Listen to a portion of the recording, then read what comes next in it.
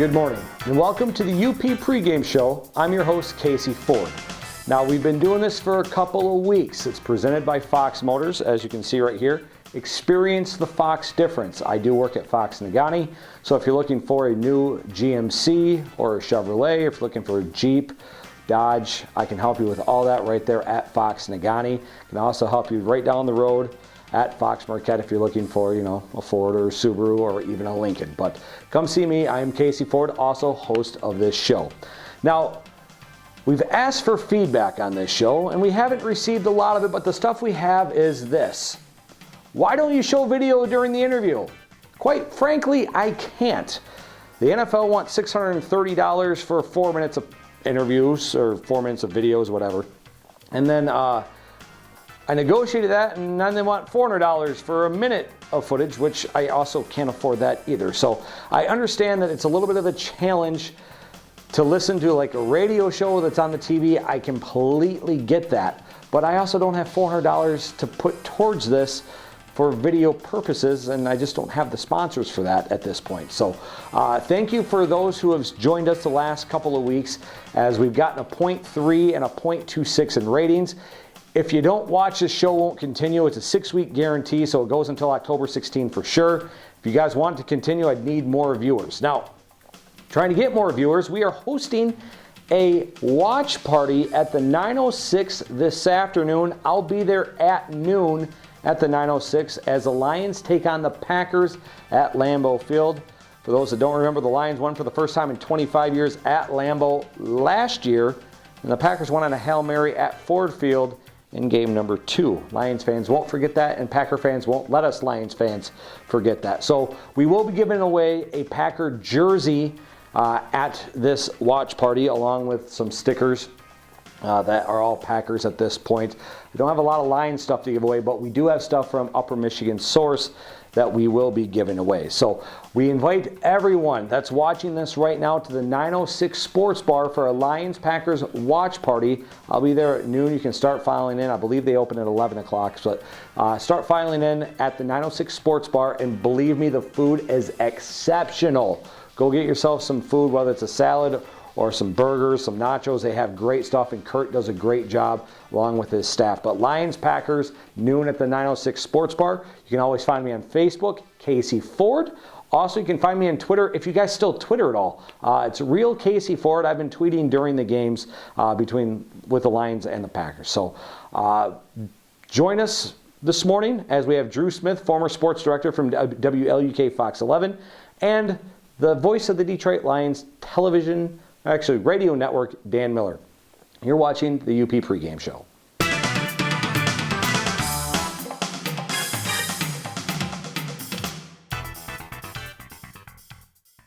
The Ordock isn't just a beautiful structure. It was the lifeline of the UP. It supported generations of families here in the Upper Peninsula. It's also a representation of the people. We're strong, hardworking people that are in for the long haul together. I'm very fortunate to be an artist in the Upper Peninsula. To go out and experience the history here and then come home and put it on canvas is what I love to do. I'm Steve Baritsky, and I'm the owner of Red Shirt Art. The all-new 2016 Jeep Grand Cherokee, Fox Nagani. Experience the difference. What sounds good? What do you think about the Slim Jim and fries? Ooh, let's do seafood. The fish and chips is my favorite. I know, I'll just skip dinner and get a piece of their hot fudge cake. Boy, you're a big help. Value never goes out of style at Big Boy. Big Boy Marquette. Food worth talking about.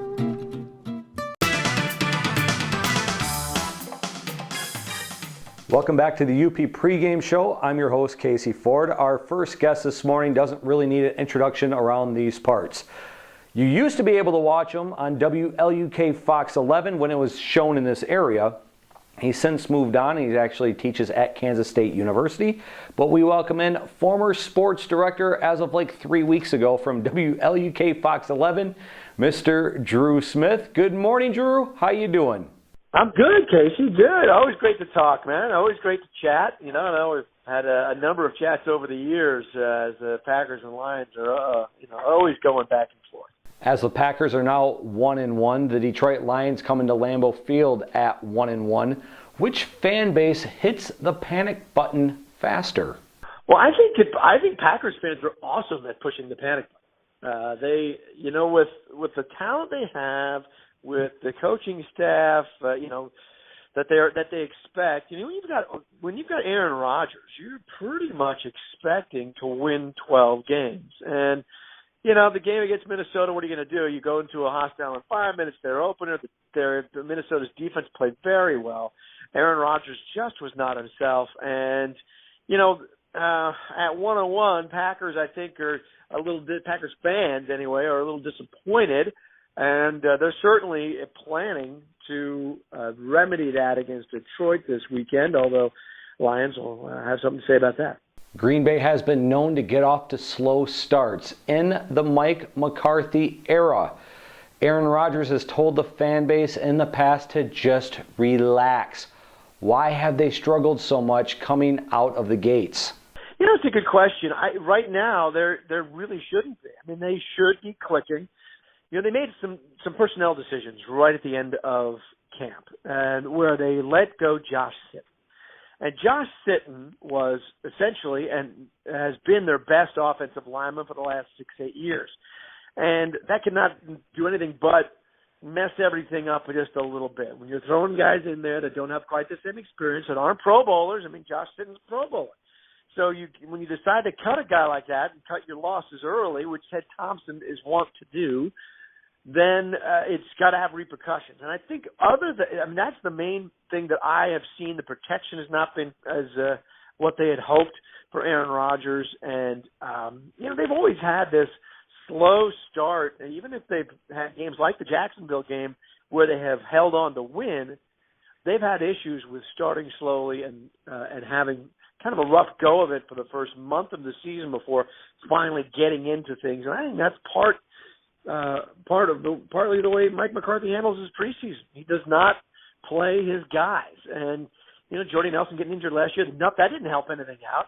With him getting injured last year, Aaron Rodgers played two series in the preseason. So he's basically now only 2 games in to his practice of this season. So it's not a surprise that they are not sharp. Last week, Minnesota opened up U.S. Bank Stadium. Obviously, the emotions were high. How much do you think that played a factor in the game? I think that there is a bit of that. There's a little bit of that. I don't think there's as much as sometimes we give it credit for. Skill wins, and that's what you see. And the Vikings had a very good game plan. They played I thought defensively they played very, very well. Did just enough offensively, and when Aaron Rodgers is getting outplayed, that is a problem for the Packers because Aaron Rodgers needs to outplay everybody for them to be able to do that. Clay Matthews, I think, ended up out of the game a little bit at the end, too. And so, there were some issues. I don't think that in the pros, emotion plays as much a part of it as we sometimes give it credit for. These guys are going to work. These guys have a job to do. They know that if they don't perform, they are out. So every week is the same for them for probably 85% of every roster, knowing that they are a bad play away from possibly getting cut. The Detroit defense gets a new challenge this week. Aaron Rodgers isn't as mobile as Andrew Luck or Marcus Mariota. What's the game plan to stopping Aaron Rodgers if you're Detroit? Boy, that's pick your poison. He can do a lot of things. He has not been very sharp so far this year with his accuracy, and that's one of the things that you've seen slip in the last 2 years. So what you need to do is just make sure that you make him make those plays. You don't want to blitz him either because he's one of the best against the blitz. You blitz him, he's going to find it and he's going to exploit it. So you really have to almost play the long game, so to speak, with Aaron Rodgers. In other words, you let them run the ball a little bit. You force them to force Eddie Lacy to make plays and that offensive line to run block a lot by leaving the box a little bit open, by playing a lot of nickel dime, by doing a lot of those types of things that take Aaron Rodgers a little bit out of, not just out of his game, but just take the weapons away to where he's not able to to run amok and find and pinpoint the soft spots in defense. He's excellent. He's a surgeon in finding the spots that you don't want him to find as a quarterback. But if you don't leave him those spots, if you shore those up and say, you know what, no, let's have somebody else beat us today, that's when the Packers are vulnerable, and that's, I think, what we saw with the Vikings. The Green Bay defense gave up 23 and 17 points, enough to win both games. A lot of people feel this defense isn't as good as what they've been playing. I guess, what's your thoughts on this Green Bay defense? I don't think the Green Bay defense was ever advertised necessarily to be that great. They were hoping to be improved. You know, they went into the offseason with a ton of question marks, particularly inside. Linebacker was a huge question mark. Defensive line was going to be very thin with some players suspended. B.J. Raje decided to take time off from football. And so those portions were going to be tough. The defensive backfield is supposed to be strong and has, I think, been in spots and has not been quite what you would hope. The pass rush has been good, but it has not been the dominant pass rush they were hoping by moving Clay Matthews back outside, limiting Julius Peppers' snaps. So really, I think what's happened is they have seen those weaknesses from last year, haven't quite gotten the place where they want it, but they're still very effective in being able to mask that, hide that, scheme away from that. And as much heat as Dom Capers gets in Packerland, and he gets a ton of heat in Packerland, Capers has done remarkable things with the personnel he's had in a number of years. And as you said, the key here is trying to keep the opponent off the board. You get somebody scoring 20 points or less, at least in that range, you got to win those games. And that's really on the offense. So defensively, I think that they've been able to cover up some of those weaknesses, but they're still there. So you got to see if the Lions can find it.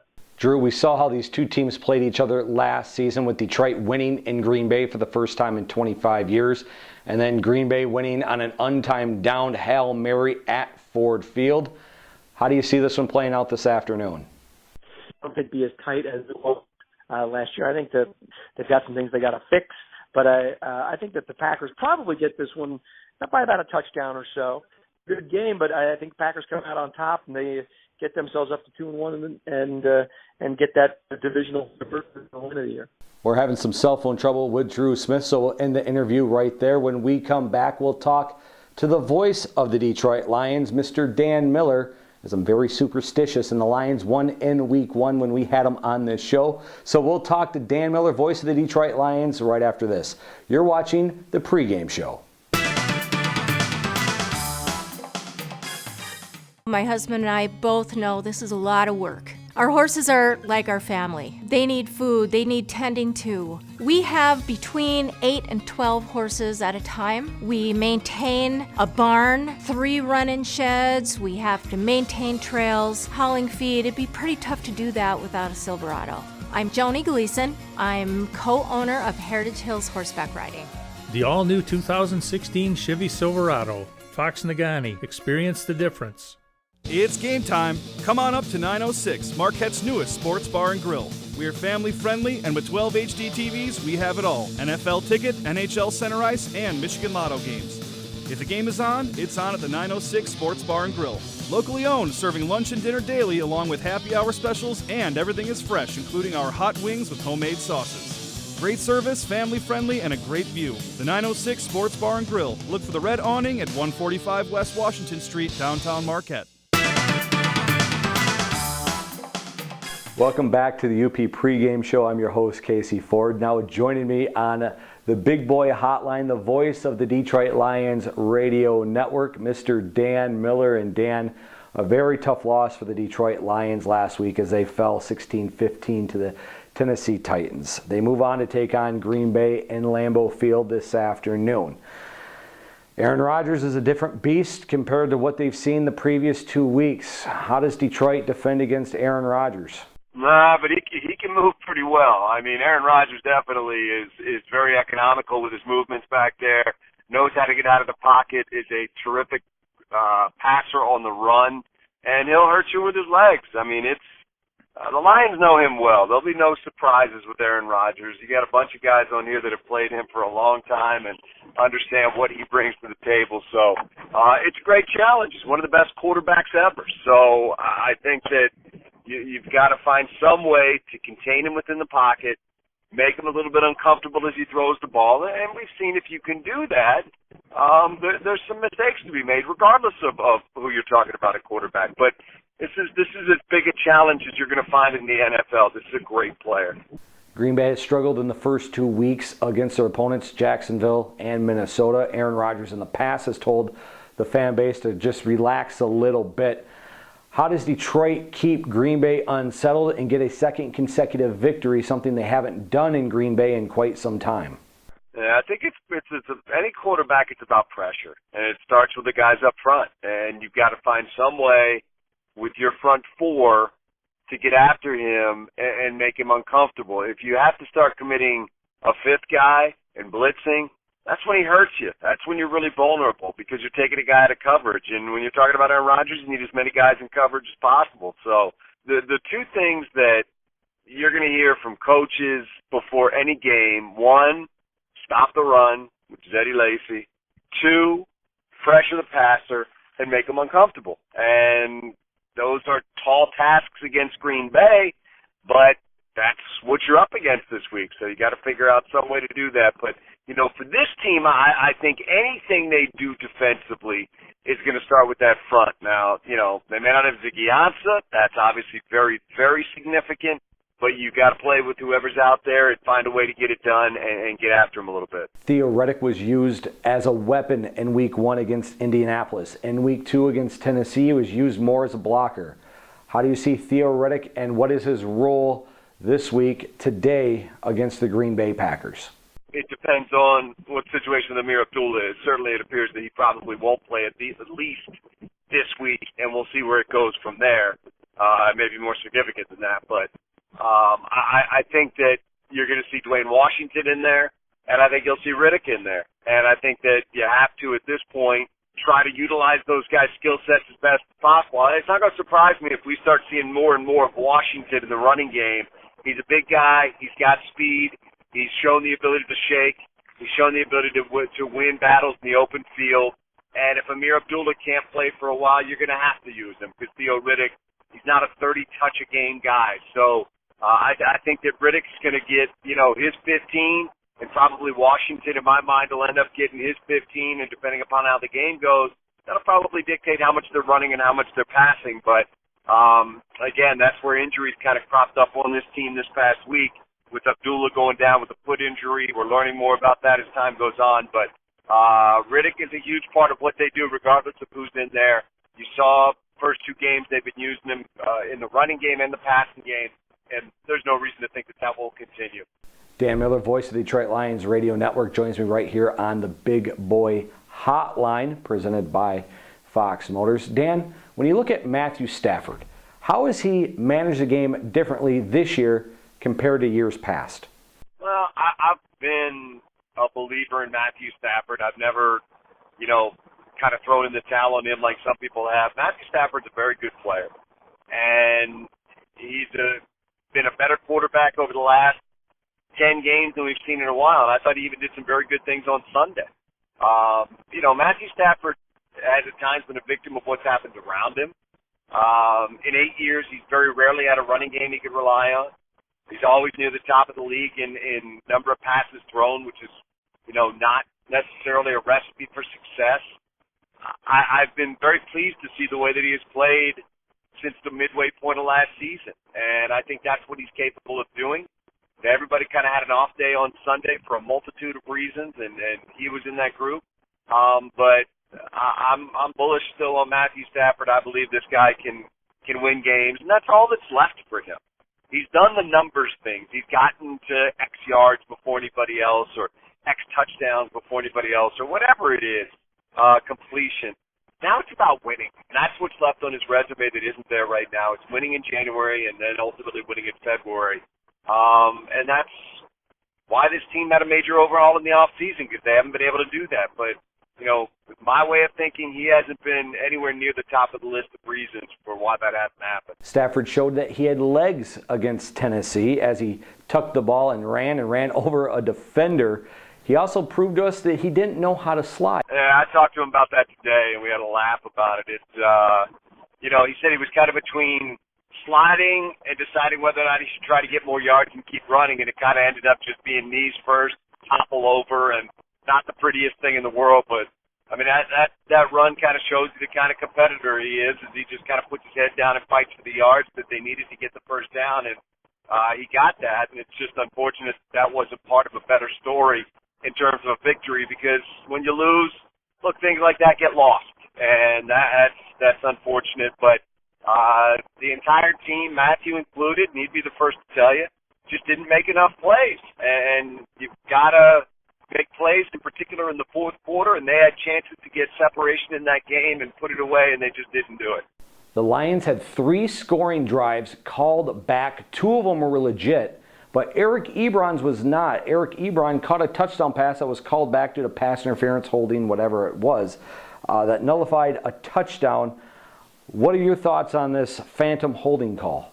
It was a bad call. I mean, I've looked at that one probably 20 times, and it was just flat a bad call. I mean, that official should have to answer for that call, because I think what happened was, and if you look at it, Eric didn't touch him. Eric just came to a jump stop, pulled right, and the guy kept going left. It just Eric just kind of stopped before he did, is how somebody put it to me.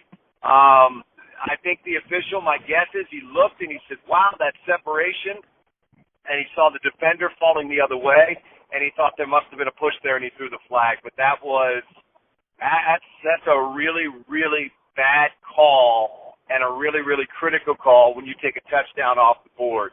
All anybody has to do is look at that replay. Eric Ebron did not do anything illegal. It was just a mistake, human error, that came at a very, very critical time for the Lions. Because if you get that, you jump up 2 scores, you get the ball to start the third quarter, you got a chance to put the game away. So there was a lot that went on with the officiating, and certainly that's not the only reason that they lost. But that play there certainly didn't help. Dan Miller, voice of the Detroit Lions, joins us right here on the Big Boy Hotline on the UP Pregame Show presented by Fox Motors. Simple question, are the Lions undisciplined? Well, 17 penalties isn't good. You'd have to go back and take them all one by one, but undisciplined or making up for a lack of technique or making up because you got beat on a play like Tomlinson did once, he just grabbed the guy to save Stafford's life. Whatever it is, it's not good. And while I think that the penalties were overdone, and I think you'd have a hard time arguing that, there's certainly enough there that you have to say that the Lions need to clean up their act as well. The officials made their mistakes. The Lions made theirs. Each of those factors contributed into that loss. Dan, is this a critical game for the Lions and the Packers this afternoon in Green Bay? Because one team will fall to 1-2, the other team will move to 2-1. Look, the Lions have 2 games on the road against Green Bay and against Chicago, and then they come home for 3. I think that homestand of 3 games is critical. They'll get there in due time. I think you got to find some way to see if you can get this one against Green Bay. If you can't, then you load it up and you go to Chicago and you try to finish the first quarter of the season at 2-2. Look, they didn't do themselves any favor in losing that game to Tennessee. That was a game they should have won. It's a game in which they were better than the other team. It's a game they had at home, and sometimes those will come back to haunt you. But I don't look at the third game of the season as being a must-win, and that if they lose this game, they're in some kind of deep and serious trouble. This division's, I think, going to be very interesting. Green Bay is coming out of there at best 2-1, and Minnesota, who knows what's going to happen with AP right now. They're enduring a number of injuries. They got a great defense they can rely on, but they'll face their challenges along the way as well. I think we'll see what happens. It's a tall challenge. It's a tall order for the Lions and a great challenge. You got to get in there and see what you can do. Dan, as always, thank you for joining us on the Big Boy Hotline. All right, man. Thanks, Casey. When we come back, we'll talk about the 906 Sports Bar. I'll be there at noon this afternoon as we're throwing a watch party between the Lions and the Packers.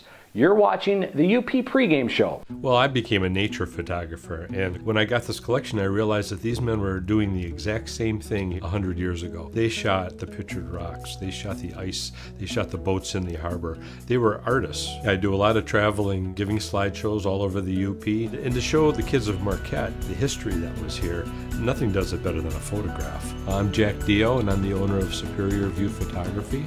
The new 2016 Subaru Forester, Fox Marquette. Experience the difference. Restaurants. The trendier they are, the more they charge. At Big Boy, we don't chase the latest trend because we believe value never goes out of style. Whether you order from our menu or enjoy one of our hearty buffets, you'll discover that good food doesn't have to be overpriced. Imagine being able to afford to take your whole family out to dinner. It's not a trend, it's what we do at Big Boy. That's been the UP Pregame Show. I'm your host, Casey Ford. Once again, we want to invite you all to the 906 Sports Bar at noon today. That's when I'll get there as the Lions take on the Green Bay Packers. As we're trying to get viewers for this show, we're trying to give stuff away for you, the viewer, like a Green Bay Packer jersey. Also, we're going to give away some stuff from Upper Michigan Source and give you some Green Bay Packer stickers for all you Packer fans. I don't want to give them to Lion fans. People keep asking me, you Packer Lions. Anybody that used to listen to me on ESPN UP knows I'm a Lion fan, but it's not like I hate the Packers. I put Lions 1, Packers 2, and the Bears somewhere at like 32. So anyway, I'm sorry, Anna. A lot of people want to know where this show is produced at.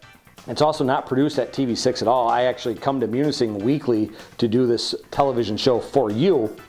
Once again, in week 1, we got a 0.3 rating, week 2, 0.26. So I'd like this to continue. Any feedback is much appreciated. You can find me on Twitter, Real Casey Ford. Also find me on Facebook. Just search my name, Casey Ford.